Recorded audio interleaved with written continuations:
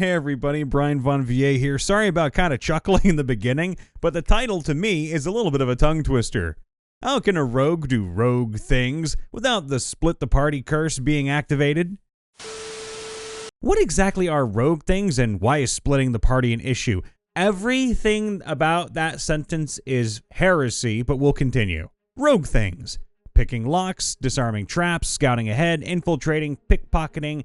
These are the main things I see a rogue really doing as a part of the party. Of these things, I would say infiltration is the only one which is a split the party scenario, which is an issue. Picking a lock and disarming a trap can be done with the party standing guard, so not an issue. Scouting. Oh, sure, you could split the party, but why would you? Just keep ahead just enough to be able to spot threats, but also report back. Doing I will map out the whole dungeon before we start is too risky, and thus isn't a good idea. Keep about as far away from the party that you can, run back to them if you are noticed. Since rogues can use cunning action to dash, you most likely have 90 feet of movement, which means you can stay 80 feet ahead of the party and still be generally safe. But keep in mind, most night vision is 60 feet, and it might be a good idea to stay within visual range of your party. Pickpocketing. This can be done with the rest of the party within proximity. If it's a market square, the rogue can try to pickpocket while the fighter, wizard, and cleric sits by a nearby table pretending to be relaxing. If shit does happen, they can spring to action quickly. Infiltration is where it gets hairy. Here you might have to go it alone. Again, keep in mind you have 90 feet of movement. Chases actually do have rules within the Dungeon Master's Guide. They aren't perfect, mind you, but they are at least something. You should be able to run away if you are in a sticky situation. If not, then well, that's the game, isn't it? Have a plan for how the party should react if you aren't back within the hour. Splitting the party is overhyped. The rogue has a lot of tools to get back to the party, and the party should be strong enough to handle an encounter without the rogue, or a turn or two at least. This is why I don't think splitting the party is really such a big issue. I've had it happen several times. Heck, one time it could have gone worse if we had played without an open map in Roll20, which meant the wizard knew exactly where the party was. That said, the scenario the party was struggling with wasn't really something the wizard would have been better at solving, and have just put the wizard in the same situation to begin with. In that case, the only curse the player suffered would have been the wizard player having to sit out the encounter entirely. But that's something that happens from time to time, isn't it? When in town, the party splits up to do their own things, no? Sometimes the DM will educate the outcomes of their actions one by one, with the rest sitting out of the encounter. I suspect the trope of don't split the party is a wisdom handed down over the ages from editions past. D&D used to be a lot deadlier, with the DMs very often being out to punish the player. This doesn't seem to be common DMing style these days though. Sure, actions have consequences and sometimes that might mean you die, but ultimately it's a much more fun experience to give the players a way out of a sticky situation. If they still can't get out of it, then the dice gods decided it wasn't meant to be. Conclusion. Don't worry about it unless your DM is sadistic to the point where everything you do will be punished. Make a plan with the party so that if the rogue gets into trouble, the party can save the day. Play smart when doing things as a rogue. Most of the time you can still do rogue things without splitting the party to a higher degree than that you can run back to them if anything happens. A lot depends on what you consider rogue things to be, and some rogue things, starting with stealing from the party, is things that really shouldn't happen. But there are two real issues here, and the answer to both is a mix of good game design, good playing, and good DMing. The Decker problem: when the rogue sneaks off, what is everyone else doing? If a rogue triggers an encounter meant for the entire party, they tend to go splat. The Decker problem is named after the Shadowrun Decker class. For those of you who haven't heard of Shadowrun, it's basically cyberpunk D&D, and one of the classes is the Decker or Hacker. Shadowrun created a nice, intricate, and detailed system for hacking based on various things.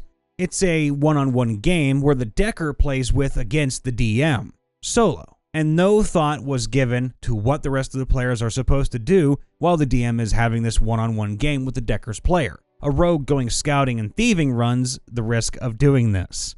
And then there's the problem that if the rogue goes on a scouting run in the dungeon and triggers an encounter meant for the party, they just aren't tough enough to survive. The barbarian almost certainly wouldn't be. The solution to the two problems is basically the same. Use party-based plans, especially outside the dungeon. So while the rogue goes in to try to steal the letters from the office, the fighter and cleric are pretending to be a pair of amiable drunks ambling down the street distracting the guards, and the wizard is playing games with illusions, or helping levitate the rogue. Or the bard is playing door-to-door salesman or Cuthbert's witness. Or when the rogue, technically ranger in this case, is creeping into the back of the base to rescue the children from the troglodytes, the rest of the party is dressing themselves up as minions of Blip-Blop-Pool, a god of troglodytes, and pretending to be messengers from their god. These are all based on real examples, and the troglodyte one basically fell apart when I asked them after they'd stinkied themselves up and met the troglodytes whether anyone actually spoke troglodyte. There was a fight with the ranger being late, but 3 out of 4 can cope where 1 couldn't. Group plans are always more fun than solo ones, or than using a single spell to bypass the challenge. A big issue with these group plans is that they are not easy for DMs, especially not new DMs. And only one edition has ever given anything to help the DM handle such off-the-wall plans, especially the group ones. I refer, of course, to 4th edition, and the poorly explained but incredibly useful skill challenges. Essentially, when the players come up with this sort of plan, I mentally pick a number of skill successes they need, normally 6 or 8, before 3 failures. And on any fail and occasionally on a success, I throw in a twist that the situation has changed, probably for the worse. As an example, the guard is now in the area. There are a few ways that a rogue can do rogue things without activating the split the party curse. One way is for the rogue to communicate their intentions with the rest of the party beforehand and come up with a plan together. This could involve the rogue sneaking off on their own for a short period of time while the rest of the party provides a distraction or cover. Another option is for the rogue to simply avoid any actions that would cause a direct conflict with the rest of the party. For example, instead of stealing from a merchant, the rogue could pickpocket a passerby or find another means of acquiring the item they desire. Ultimately, the key to avoiding the split the party curse as a rogue is to be strategic and considerate of the rest of the party's goals and motivations. With careful planning and communication, a rogue can still do rogue things without causing a rift within the group. As long as the rogue doesn't try to rob party members, I don't see the split the party curse unless you have a rogue who is literally too dumb to understand that stealing everything that isn't nailed down in every town they visit in is the worst decision they could make. That rogue needs to be beaten with a non-lethal weapon until they realize that adventuring pays way more. I would first talk to the DM. If you're talking about dungeon delving, I would say not to go more than 1 room past where the rest of the party is. If you overextend yourself, you might not be able to get back unless you've got some magical means to get yourself back to the party if you're noticed.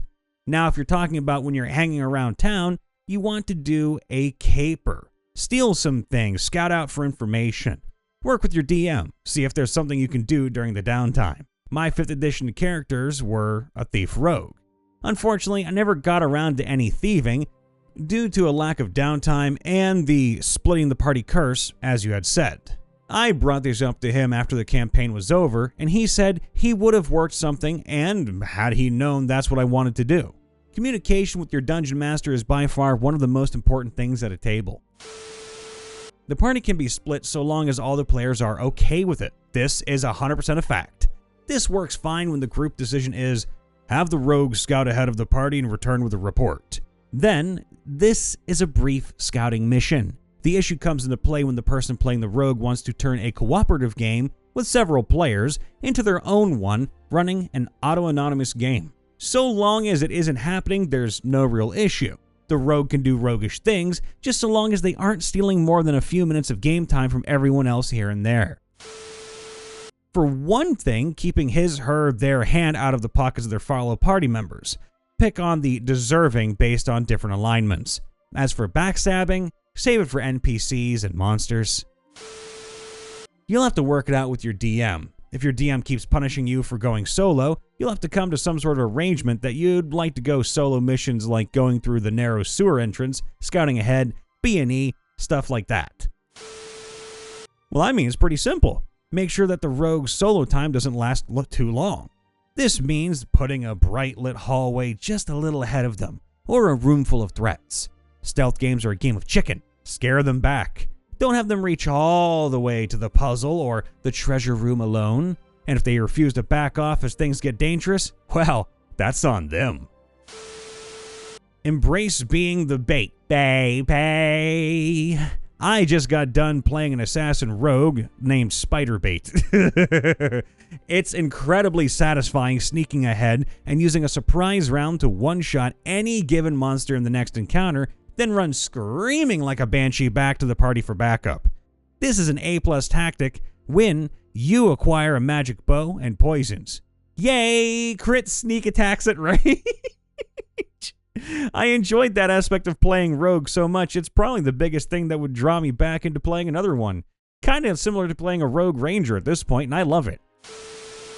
Hey everyone, Brian Von VA here, back at it again, checking in after the vid. Please make sure to leave a like, subscribe to ring that bell, and of course, leave a comment down below talking about, well, rogues doing rogue things while splitting the party up, or avoiding doing such.